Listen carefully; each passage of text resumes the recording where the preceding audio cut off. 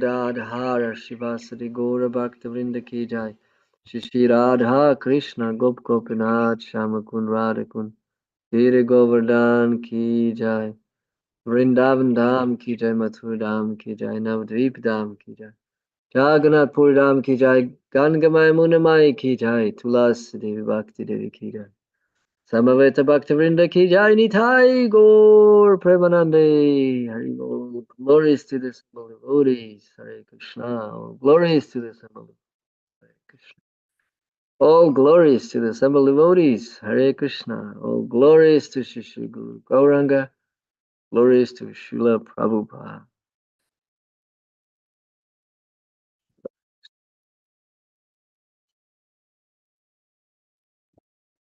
Hare Krishna, dear devotees. Good morning.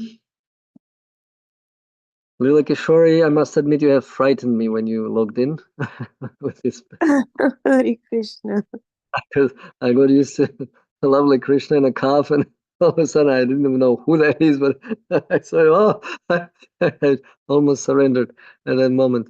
And then when I saw your name, I thought, oh, this is Lord Nrsingadev, very merciful to the. Okay, so Grantaraj Srimad Bhagavatam ki. We're reading from the 6th canto of Srimad Bhagavatam, chapter 1, the history of life of Ajamil, text number 17 today.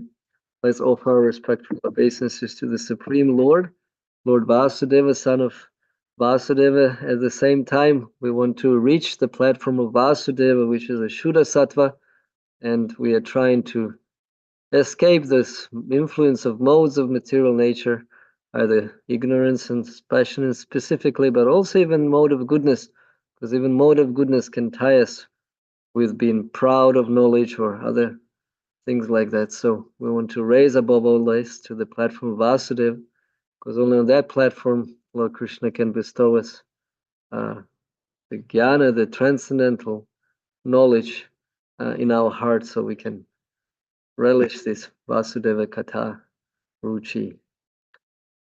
Okay, so Om Namo Bhagavate Vasudevaya. Om Namo Bhagavate Vasudevaya. Om Namo Bhagavate Vasudevaya. Narayana Namaskritam Naruttamam Naruchava Devim Saraswati Vyasa Tato Mudirayat Yashta Prayasha Bhadreshu Nityam Bhagavata Sevaya Bhagavati Uttama Shloke Bhaktir Bhavati Naishlake. I'll read the Sanskrit.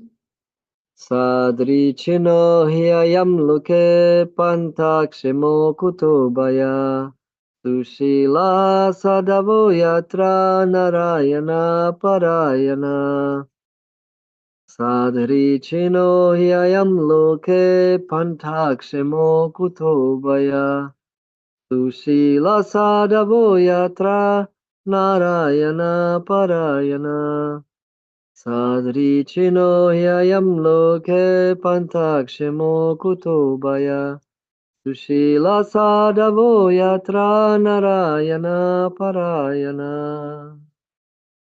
Sadrichinaha, just appropriate. He, certainly, I am this. Loke, in the world. Panta, path. Shemaha, auspicious. Akutabaya, without fear. Sushilaha, well behaved. Sadhava, saintly persons. Yatra, wherein. Narayana Parayana, those who have taken the path of Narayana devotional service as their life and soul. Just a small request, Agari Krishna Prabhu, if that's you, the Gita Nagari, would you mind sending the link to the Ops group, because Dina Palika, I don't think she knows, in case she is already awake. Thank you. Translation. The path followed by pure devotees who are well behaved and fully endowed with the best qualifications is certainly the most auspicious path in this material world. It is free from fear, and it is authorized by the Shastras. Purport. One should not think that the person who takes to bhakti is one who cannot perform the ritualistic ceremonies recommended in the Karma Kanda section of the Vedas, or is not sufficiently educated to speculate on spiritual subjects. Mayavadis generally allege to the bhakti path is for women and illiterates. This is a groundless accusation. The bhakti path is followed by the most learned scholars, such as the Goswamis, Lord Chaitanya Mahaprabhu, and Ramanujacharya. These are the actual followers of the bhakti path. Regardless of whether or not one is educated or aristocratic, one must follow in their footsteps. Mahajano yanagata sapanta. One must follow the path of the Mahajans. Mahajans are those who have taken to the path of devotional service. Sushila Sadhavo Yatra Narayana Parayana. For these great personalities are the perfect persons. As stated in Srimad Bhagavatam 5.18.12.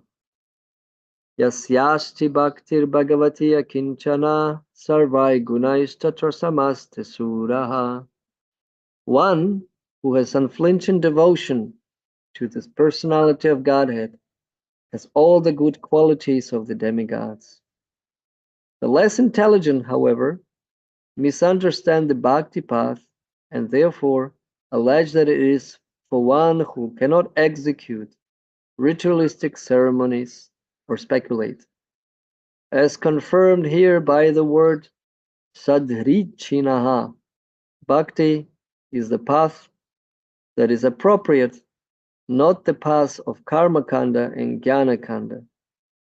Mayavadis may be sushila sadhava, well-behaved saintly persons, but there is nevertheless some doubt about whether they're actually making progress, for they have not accepted the path of bhakti.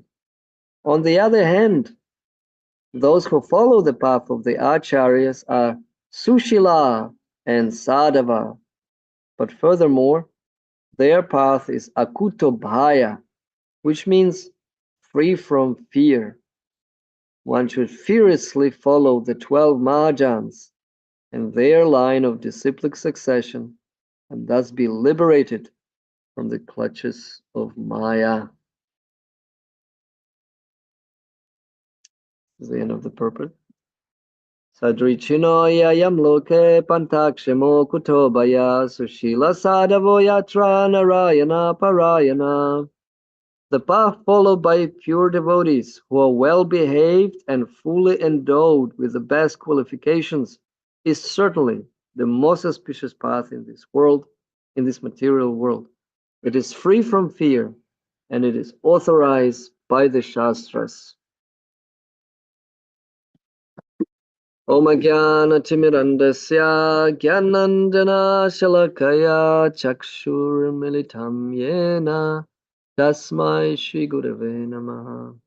Shri Chaitanya Manobishtam Stapitam Yena Bhutale Vaya Rupa Kadamayam Dadati Swapadantikam.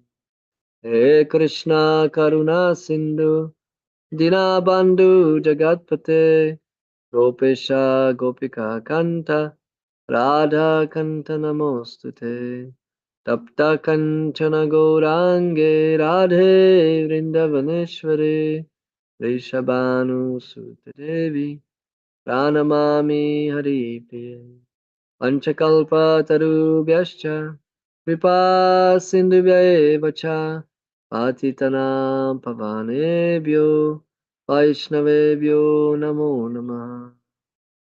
Jaya Shri Krishna Chaitanya Prabhu Nityananda Shri Advaita Gadadhara Shivasari Gaura Bhakta Vrinda. Hare Krishna Krishna Krishna Hare Hare Hare Rama Rama Rama Hare Hare. Nama Om Vishnupadaya Krishna Prasthaya Bhutale Srimate Bhaktivedanta Swami Niti Namine. Namaste Saraswati Devi Gauravani Pracharine Devashesha Shunyavadi Ashchatya Deshatarine.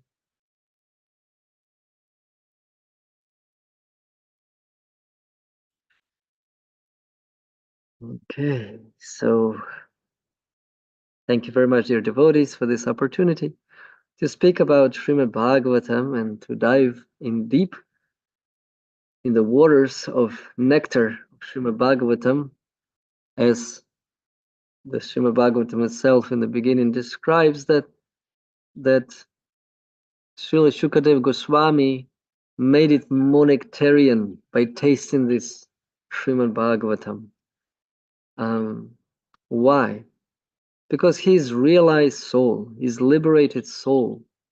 And as is described here in this verse in the purport, that if we follow those Mahajans, those great souls in the disciplic succession, then we will be liberated from the clutches of Maya, clutches of illusion. Srila Shukadev Goswami was a liberated soul even within the womb of the mother. That's why he didn't want to come out. He said, I don't want to do anything to do with this illusion. I better stay here and just be satisfied within myself. And so for 16 years, he was not coming out. And when he did, immediately he walked away, renounced everything. So he didn't need to develop progressively in his spiritual realizations, his spiritual development. He was already there on the platform of Brahman. Yet, when he heard those verses from his father, the key verses of Srimad Bhagavatam, I think he heard 3 verses first, to which he got very attracted. And then they were about Krishna. And there was about Putana and Krishna, one pastime, and there was another verse about. Anyway, so the point is that he got attracted by the personal aspects of the absolute truth of Bhagavan, of Krishna. And then he heard the whole Srimad Bhagavatam from his father. And when he assimilated that Srimad Bhagavatam and he started to speak it out, and of course, Srila Vyasadeva got that seed from Narada Muni. So we see the disciplic succession.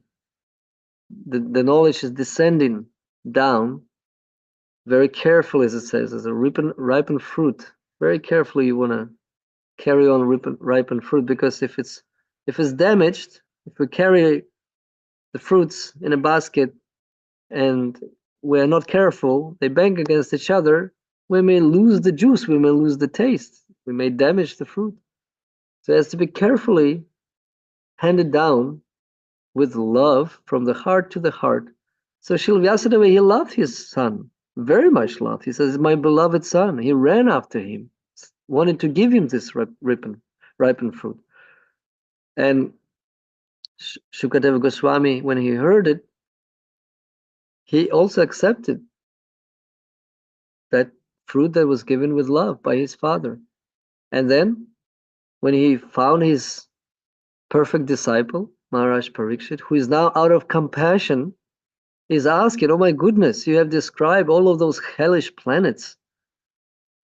As a king, he's been protecting his citizens for his whole life, protecting them. Kali Yuga has already started, yet he has postponed the effect of Kali Yuga, protecting his citizens from these hellish conditions of life, of which he has now heard.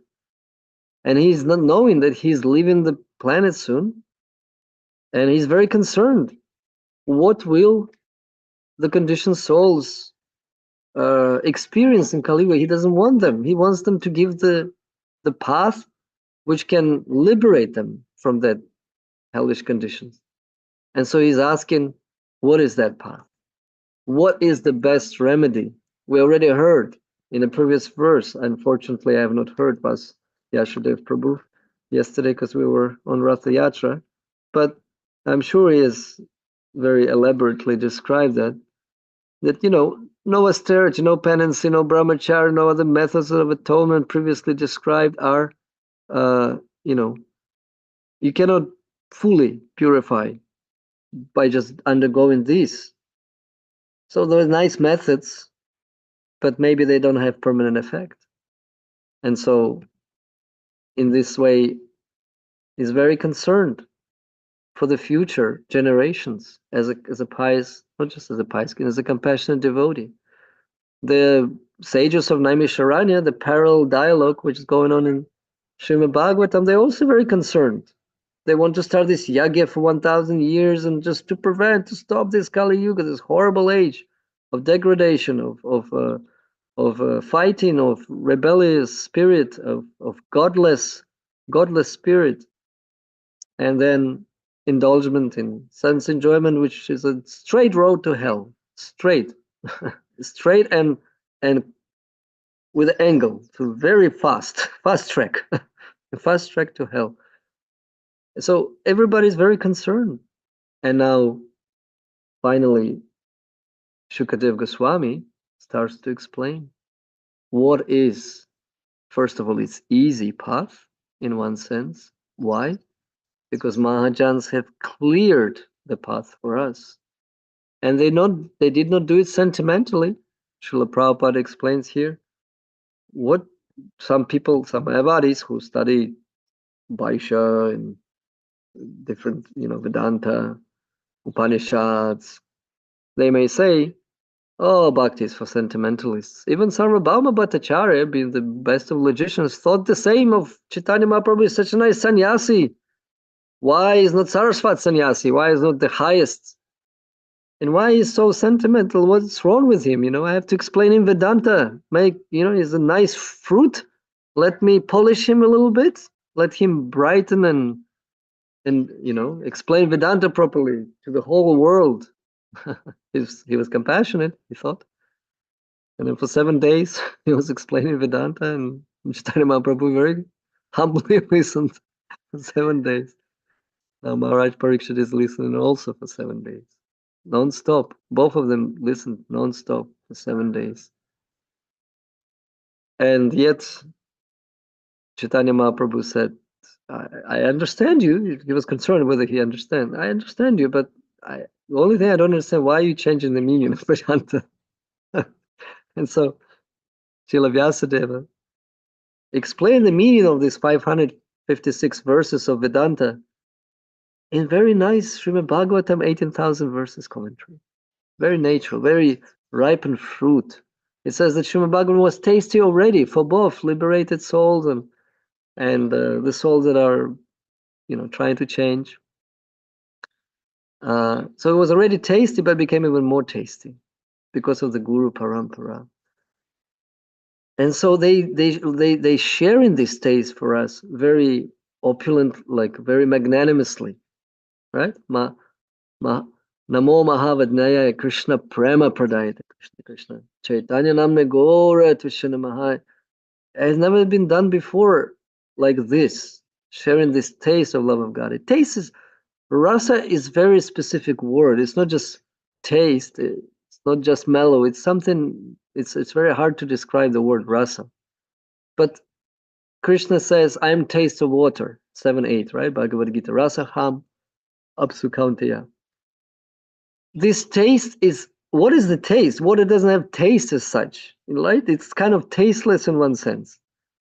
But because it's so pure, especially if it's pure water, like pure without any contaminants, very pure, natural source. When we try this water, why we want this water? If we're thirsty, the water tastes amazing because it satisfies the thirst. That's what it does. When we're thirsty, we don't want juice. We don't want. Yesterday we were driving back from our theater very late at night, and James was saying, I cannot drink this drink because it's got sugar. I cannot drink this because it's got ginger. I just want water, We want to be hydrated. So we stopped, bought some water, hopefully pure, and relief. The thirst is satisfied. So it's very important. The water, it's a Krishna. Krishna said, I am the taste of water. So we're actually relishing Krishna, because only Krishna can fully satisfy us, even in this material world, through such pure elements. It says Brahmana can commit suicide if he doesn't have access to water, not just to drink. Of course, Brahmana drinks either milk or water. This is the two, substances he drinks most of the time. He doesn't need anything else in terms of water, and in fact, milk is a food. But also, he needs to purify himself constantly with water. So Krishna is generously available in this form of water. So the taste, the rasa, is very important because we're trying to extract the taste in this material world, and we can see where it leads us to. If we're trying to extract the taste from just sexual indulgence, or defending ourselves, or eating or sleeping, or those four prime activities of any life form, really. But if we're just trying to indulge in it, then the road is to hell. And as we said, with this angle of 60 degrees, or sometimes maybe even 90 degrees, depending how expert we are in this extracting the taste from those sense objects. But here it says, no fear, free from fear. So bhaya, fear is, everybody is fearful. I was just walking, this peacock was sitting on the fence, and as I was passing through, he became a little nervous. He stood up, like whether he should fly away or not. He's just examining, watching me carefully. Am I too close? What am I gonna do? So this bhaya, this fear, is just a constant companion of every living entity in a conditioned state. But when we identify ourselves with the soul, not only with the soul, but we connect ourselves with the Lord, and like Prahlad Maharaj was not fearful of anything. Of course, we're going to read about this next canto, but he was completely fearless because he felt constant connection with the Supreme Lord, because this is his energy. He saw the Lord everywhere. This is Krishna consciousness, and only in that state you are actually fearless. So it's a great benediction. It is free from fear, and it is authorized by the Shastras. So Guru Sadhu Shastra, it's not just that we say, surrender to Krishna, you'll be fine. We quote 1866, Sarva Dharma Parichaja, Mamekam Sharanam.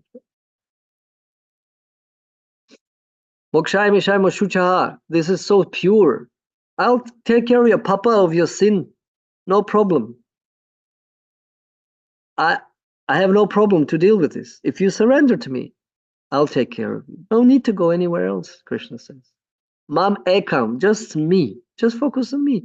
Why do you need those demigods, this, that, that? These are my servants anyway. They do the duties that I give them to do, the service. The bhaj, the devotion is directed only to me. And Sahadev proves it when there's Rajasu Yagya. Says, who is the first one we should worship? And Sahadev, wonderful verses, 3 or 4, no, 5 verses. I think 3 or 4 or 5 verses. He says, why Krishna is the one to be worshipped. Why he's deserving the first worship, not just the first, but all the worship. And all the sages, what did they do? Sadhu, sadhu. They were joyful, apart from Shishupal. Everybody was so joyful. Yes, yes, yes. Because if there in heart there's no envy to God, then whenever we hear something about God, God is the one to glorify. We say, yes. We should worship God. Yes. We should think about God. Yes. We all become joyful. Great idea. Great idea. And then here, so same, Maharaj Parikshit is asking, and Shukadev Goswami says, yes. The devotees, the pure devotees, are well behaved, fully endowed with the best qualifications. This is certainly a auspicious path in this material world because they constantly glorify the Lord. What would pure devotee tell you? He would say, worship the Lord. Krishna says, worship me. Devotee would say, worship the Lord.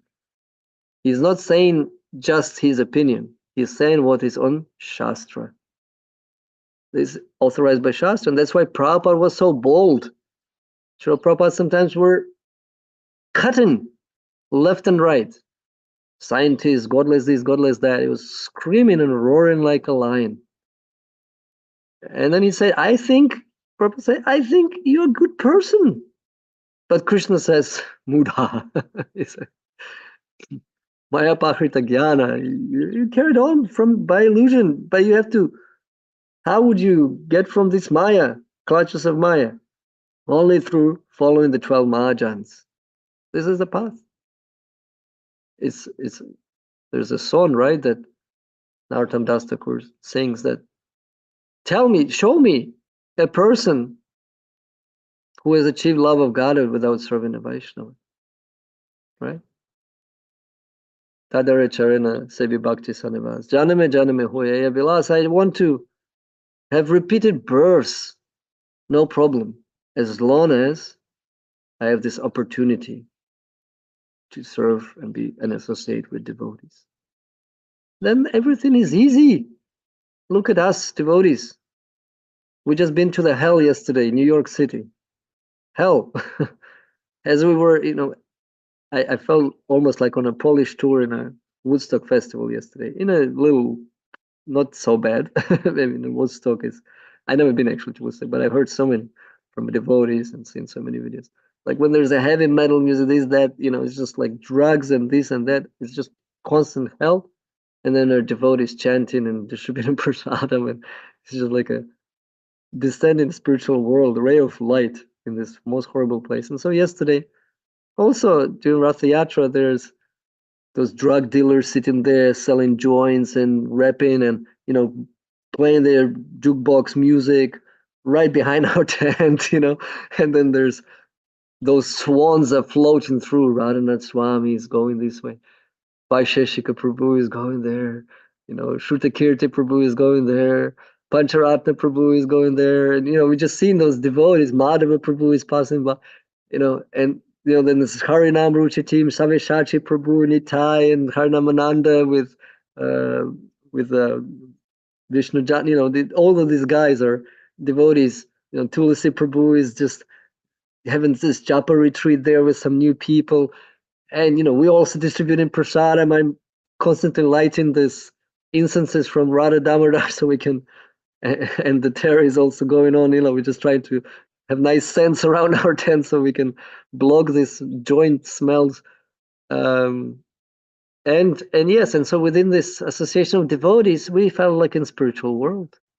We didn't feel, this music was sometimes disturbing, like a little bit, but not so much. We actually were absorbed in service and focused, and we made so many friends, and you could see how Krishna is manifesting, how Lord Chaitanya is manifesting the glories of holy name. There was one person who came to buy something, and I tried to speak. I was constantly there, like nonstop. I arrived, stood there, didn't eat, didn't go to toilet. I was just for 6 hours at the booth, or 5 hours straight. Even my sister came. I just made few selfies with her for like 1 minute and then came back and just continued. The reason was not just to sell is nice, but I wanted to, see those people, speak to them, devotees, non-devotees. And I met so many people. One person was building the temple here in 80s. I'm not sure actually which year he was building, but he lived here in 80s. The other person was also here in 80s training oxen. Unfortunately, I don't remember all the names, but maybe other devotees would. And then I met temple president Nilamadeva from Cologne, from Germany, with his wife. We had such nice exchanges. And I gave him Simachalam oil. And there was one person, non-devotee, Italian. He has a farm. He has a 400 years old olive trees growing there. He's grown organically. And it was amazing. He just randomly came to this Rath Yatra with his son and his wife. So they got so inspired. I was so grateful we met the Hare Krishnas. Next time I go to USA, I'm going to visit your farm. So I gave his contacts, we exchanged numbers. He was just so amazed. My son really liked it. He bought the syrup, he bought something else, granola for the flight, and granola is prasadam that we made. So, it was just so amazing. There was another lady, she took an interview of me, a Russian lady. She apparently has some video blog on YouTube. I don't know. Maybe I'll check it out later. So she went, please, can you say something about the festival? So I did like 2 minutes preaching for her channel. I don't know how many subscribers she has, but anyway, we're all with Tilak and Vaishnava attire. There's different. So it's so nice. Krishna just arranged this little um, opportunities to preach and to observe this miracle that is happening in Kali Yuga when all the sages are afraid of Kali Yuga and want to escape ASAP.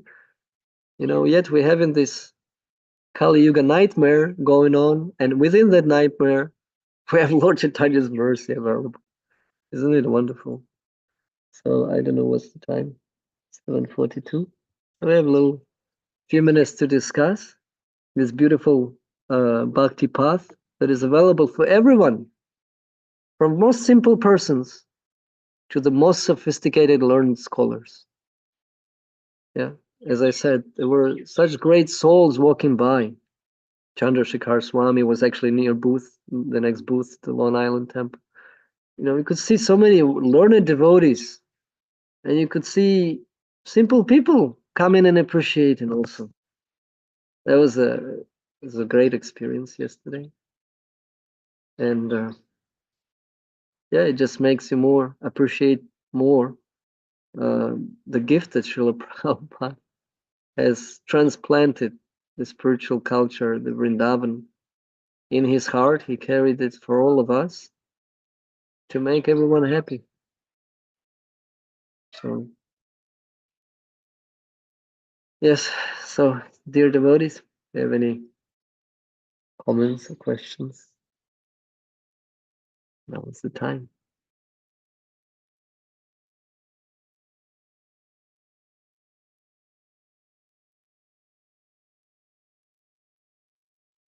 Haribol Venu Madhurya Prabhu, thanks for the report of the Rath Yatra. Sounds wonderful.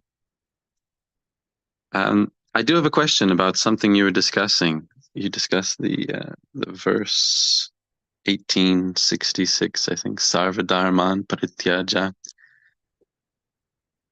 When it comes to our attachment for sense gratification and even sinful activities, here in Krishna saying, Aham tvam sarva papipyo mokshayishami ma shucha, have no fear.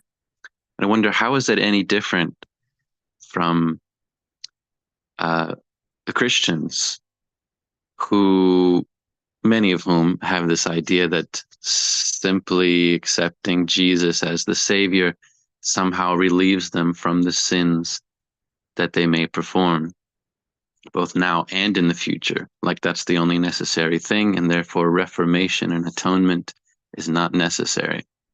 Is our perspective any different, or no?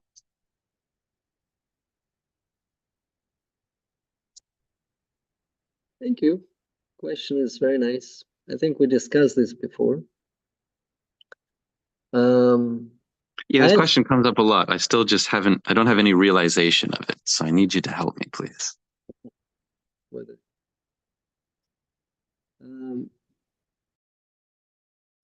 I actually discussed this a few months ago with Pastor Frank in Atlanta.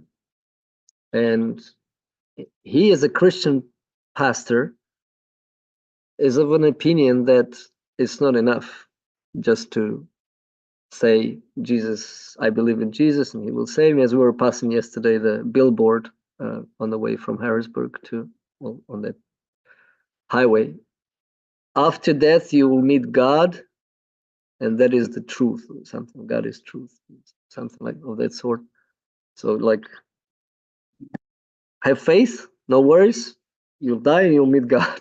But we read in Srimad Bhagavatam, you'll die and not necessarily you'll meet God. You may meet somebody you don't want to even imagine to meet in your, Yamadutas and hellish planets. So in the last Zoom, Harchakra Prabhu was saying an important thing, that when you realize the sinful, how sinful you are actually also, you have this natural what's the repentment? I think he said repentment, that you really regret in your heart, deeply in your heart, you regret what you've been doing or what you have done. And with that feeling of sincere repentance helps so much in that process of actually literally praying for the mercy of God and being very, very careful not to sin again. Very careful to protect your consciousness. That's what devotees do. If Krishna says in Bhagavad Gita, if you go and eat food which is not offered to Krishna, you only eating sin. Whether it's vegetarian food or vegan food or whatever food, you eating only sin. So devotees are extremely careful only to have prasad. They want to protect themselves from sinful desires that maybe have emanated from the consciousness of such sinful persons like that. And they don't want to. They have enough of their karma. They don't want to deal with anything. They don't want to offload another karma to Krishna. It's also not nice, If you have a best friend who takes care of you and says, I'll deal with your sins, it's not like we want to offload more. Okay, great. And now I'm gonna sin, and Krishna will. It's not fair. It's not just, and it's not. Krishna's a person. He may get offended. In fact, it's one of the offenses to the holy name to commit sinful activities while relying on the strength of the holy name. So devotee would be very, very careful. Would be praying. Malati Devi, she's so saintly lady. Yet she was just saying to us, just as she visited this a few weeks ago, she was saying she's very careful to always have tilak and the mala and she says I'm so sinful. I'm afraid to die without those attributes, Vaishnava attributes. So at least maybe I'll be accepted as a Vaishnava just by looking similar. That's how humble she is in her 80s. Dedicated her whole life to Srila Prabhupada like anything. And yet such humility. One would think, come on, Prabhupada would come for you. There's no doubt about it. No doubt whatsoever. If not Krishna Prabhupada, he just arranged everything for you. No. Still Vaishnava is very humble. So I want to leave some time for Gara Krishna Prabhu with some comment. But first, Yashodev Prabhu, does that reply a little bit? Yashodev Prabhu? Jai, he says. Okay. All right. Yeah. Yes. Thank you, Prabhu, for that response. Yashodev Prabhu's question is a very excellent one. You've answered it from the viewpoint of practicing devotees. I'd like to, have an attempt at it from a viewpoint of, like, say, somebody who's starting out, who was just reading the Bhagavad Gita. That's how I took the question from that viewpoint. So suppose like a devotee like James, he was telling us his story, how he came to Krishna consciousness through an online preacher, and he was reading Bhagavad Gita. He read it for the first time, being inspired by an online preacher. And how come James? So if we take Yashodev's question, we can make it even more specific. How come James didn't adopt prosperity religion perspective? So when he read the verse, where Krishna is saying that I'll relieve you of all sinful activities, why is it that James did not become a prosperity religionist and just view Krishna as just an order supply? So when we take that verse, we have to look at it in the whole context of the Bhagavad Gita. So at that point in the 18th chapter, Krishna has already said, Manana, Madhava Makto, Madhyajimam Namaskuru. So he's mentioned that a couple of times. And so there's been an injection of dasya, an argument, a strong argument, and also just convincing you that relating to the Supreme Lord, to the Supreme Absolute Truth in Dasyaras is the way to go. When we look at the prosperity religion perspective, where you just see the Lord as an order supply, where he just is there to help you to be relieved of your sinful activities so that you can go to the heavenly planets. In other words, he's just there for sense gratification. There's no dasyaras. You just see yourself as at the topmost as like a daughter and son of the Lord, and therefore you relate to him as the Father, if you are as pure as Jesus Christ. But most prosperity religionists just see the Lord as as just like somebody to be used, almost like Karma Mimamsa. So for a new devotee, why Prabhupada's Bhagavad Gita doesn't produce prosperity religionists is precisely for that reason, that he's presenting it as it is, and Krishna has made a strong argument and convincing you that relate to him in Dasyaras, whereas that is absent from the other religions where they're actually relating to the absolute truth in prosperity, with the perspective of prosperity religions. So then secondly is the association. So prosperity religionists, that whole conception thrives and is maintained by the association. So practicing devotees, just a moment. So practicing devotees, they know that, okay, even though we're mixed devotees, but we're still striving for the ideal, as you said, for mentioning several examples. But in the association of other karmakandis and prosperity religionists, they're not really striving for the ideal.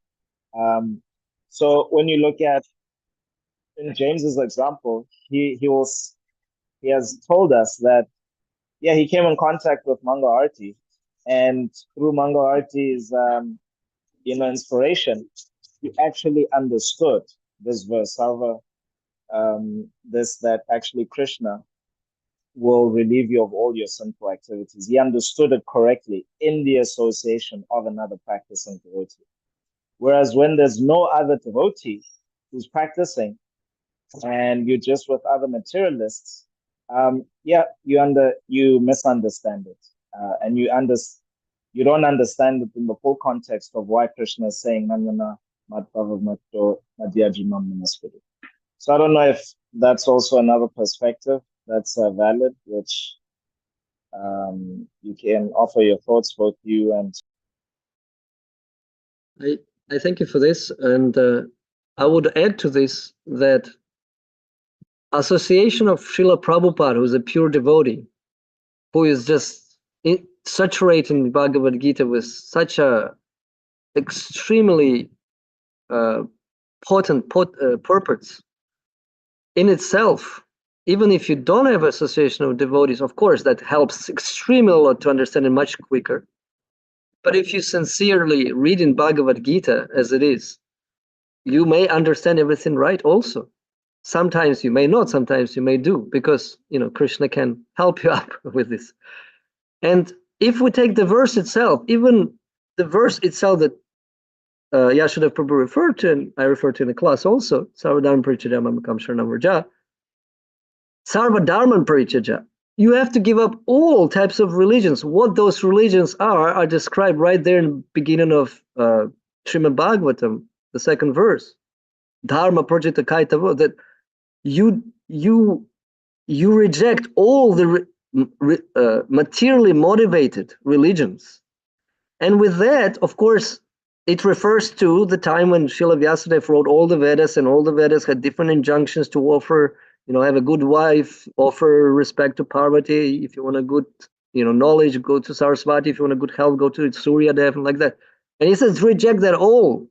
He says, reject all of those dharmas. Focus on Krishna. This is the focus. And Krishna says the same. So where Bhagavad Gita starts, Srimad Bhagavatam begins. But this is exactly what it means. Sarvadharma means reject all the materially motivated. And what is the religion of this age of Kali? I worship who? My senses. This is the religion of this age. All the marketing is made to just indulge you in something, and you worship it really. This is what you meditate on. How are you going to have bounty and be on the palms and like, anything. So we want to reject all of that because we just want pure bhakti, and Srimad Bhagavatam says we're not dealing with anything material here anymore. From this point onwards, completed Shuddha Sattva. We're only dealing with pure devotional service. And this scripture is for those who have no envy, for Nimar Saram. So, and as you said, some devotees may not be there yet, but whether, and Bhagavatam explains, whether you're there or not there, still hear Srimad Bhagavatam. This will purify you from those motives. That's why it's so important. This Narada Muni told to Srila Vyasadeva, highlight it. You have done so much that will confuse everybody. It's so many, the language of Vedas is so fruitive and attractive, they'll just get confused. Just make a prime focus for all those conditioned souls so they know what is the standard. And they can purify their hearts from all of those dharmas. Whatever the dharma. In fact, even the dharmas that are good dharmas, like the wives of brahmanas, he was saying about simple women here. Wives of brahmanas were much more advanced than the brahmanas who were doing the ritual ceremonies because they were pure-hearted. Because they heard a lot. They heard about Krishna a lot. That's why. And so, yeah. So, yes, certainly thank you for this perspective also. Okay, so we're 2 minutes before the time. Anyone else would like to? Hare Krishna Prabhu. Hare Krishna. I would like to thank you for a very nice class. Early in your class, you mentioned the Vedic analogy of the process of passing down the ripened fruit of the Vedic literature. It must be passed down with care so that it's not damaged. I would like to hear you unpack that analogy in detail, if possible, and explain precisely what the process is for passing down that ripened fruit.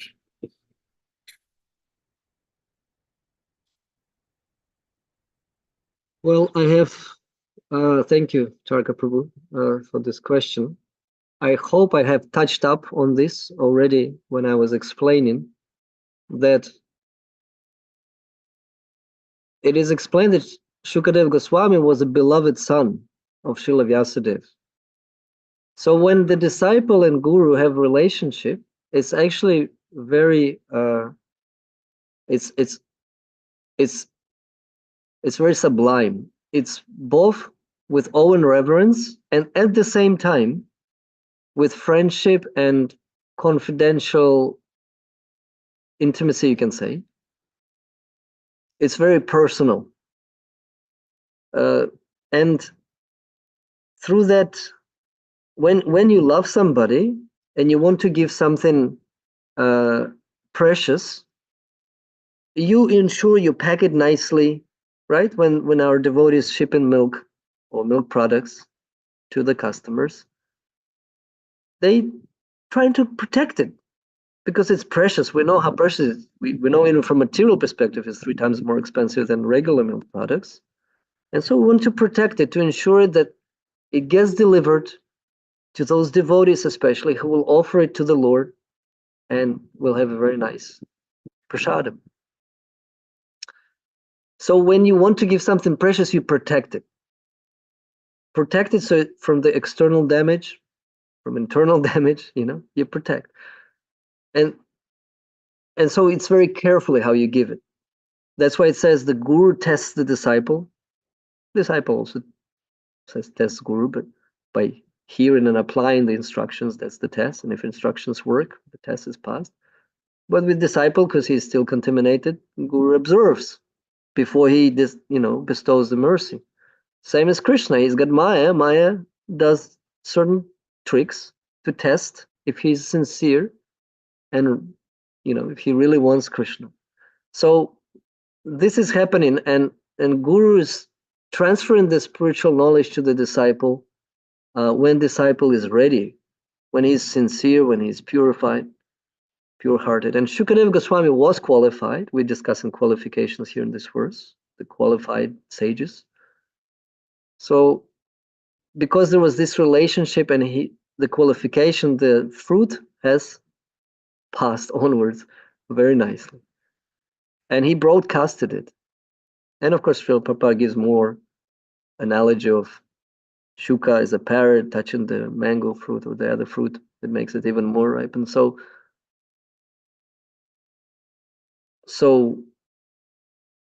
a qualified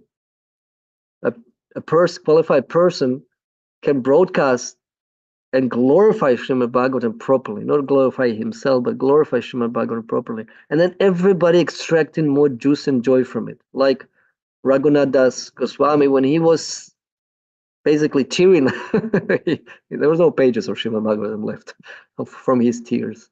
But when he was speaking, everybody were in ecstasy hearing him, complete ecstasy. So, but the audience was ready also, they were devotees. So, I don't know what else you want to hear, Taraka Prabhu. How can the ripened Maybe fruit, direct me properly. how can the ripened fruit be damaged? How it can be damaged? Well, by deviations, by ulterior motives. So when you receive knowledge, knowledge is power. Knowledge is like Ashvatam.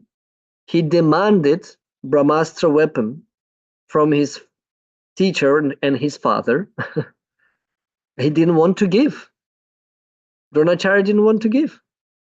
He demanded and demanded. That's his name, Ashvatam. He was persistent. And although he knew his character is not good, somehow or other, by his persistence and his family attachment, he gave Brahmas, and it was misused. Maharaj Parikshit almost died because of that. Arjuna almost, died because of that. And Krishna was protecting. So the disciple has to be qualified. If you're not qualified to receive spiritual knowledge, you may misuse spiritual knowledge. So in this way, you will damage the fruit of what you have received. You will spoil it. You will not transfer, you will not carefully pass onwards so it emanate the knowledge. Knowledge can also destroy. You may quote Shastra in such a way that you will destroy the bhakti in society. If you Mayavad in heart, you can start interpreting Srimad Bhagavatam in a way that you will not recognize Srimad Bhagavatam. That's what's happened with Bhagavad Gita. And the message is the same, Sanskrit verses are the same, but not even one translation is good enough.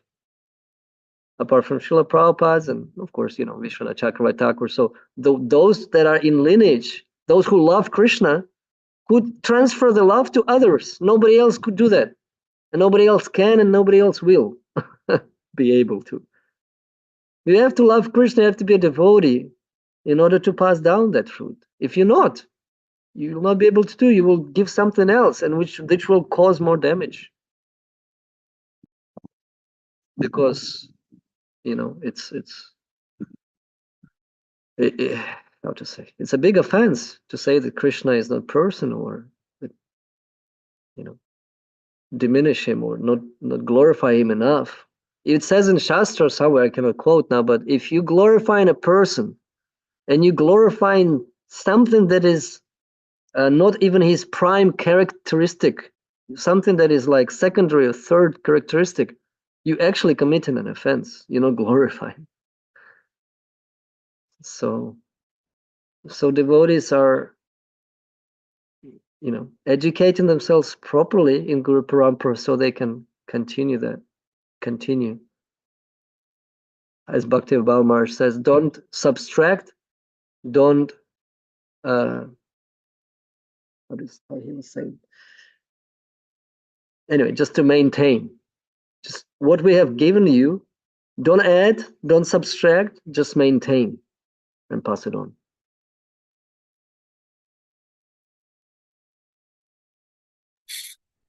Thank you. So the process of passing down that fruit is one of submissive oral reception. So you are without motivation. You hear, and then you repeat precisely what you have heard without adding and without subtracting.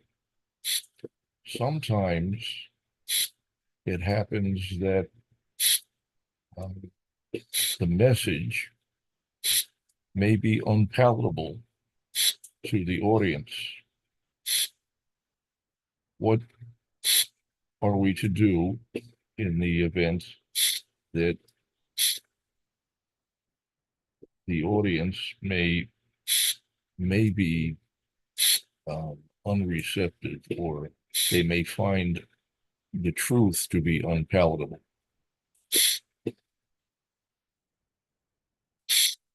Srila Prabhupada defined management as presenting Krishna in an attractive form, even though they're not attracted to Krishna right now. So, in one sense, we're definitely not after the just audience. On the other hand, through genuine compassion, we want to deliver the message so it transforms their heart, because it did transformed ours. So somebody has touched us, even though we were rebellious, or even though we were, not receptive at some point. Because somebody was persistent out of the compassion, and that's what Maharaj Parikshit is doing in this verse. I mean, not in this verse, but his question triggered that reply by Shukadev Goswami. So because of that compassion and persistence of devotees, that's why they're so merciful. They give in more and more chances to those conditioned souls. And they will find their way to get them attracted. And because they're persistent. We've seen this many, many times. And I am the living testament of it. I was walking on this Queen Street so many times, seeing devotees distributing books. And I never stopped for 6 years. And then one day I stopped. I stopped to persuade this Padrasena Prabhu that what you're doing is wrong. You need to stand here distributing those books. Go and do this, that stuff. I study philosophy, as I thought. So that compassion and that persistence transformed my heart. So why wouldn't transform others' hearts? Devotees go on Harinam every day, and then at one point, after 10 years, a person would say, yeah, actually yesterday I met a person who lives there in New York, just near Washington Square Park. And I said, you must be local, right? Because he looked like, so yeah, I'm coming here every year and I'm liking it. And so, I said, yeah, festival comes right to your door, right? You don't have to go far. He's an elderly gentleman. And you can just see how the heart is getting transformed gradually. It's a mysterious process, how Lord Chaitanya distributes those fruits of love of Godhead. So sometimes just by doing the same thing, those layers of ego will just diminish gradually, and all of a sudden they'll get it, even though they didn't before. So we did the same thing, we just continued, and it changed them. Or if they're not receptive at all, then what Prabhupada did, always give prasad, even to those atheistic persons, scientists that were debating with him. So then sure he's got prasad. So it means a chance for him to understand later, or understand one day, or next life. So devotee is constantly concerned. Everybody should get Krishna and understand Krishna as he is. So he will continue no matter what. If you can try other tactic, not changing message, but just try the different envelope kind of for that person, time, place, circumstances must be considered.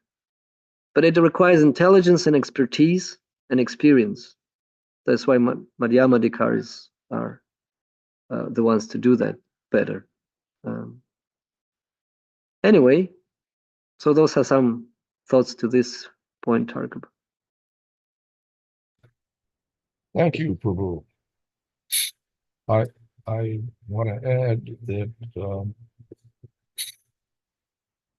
sometimes, there is a Sanskrit proverb that is sometimes quoted.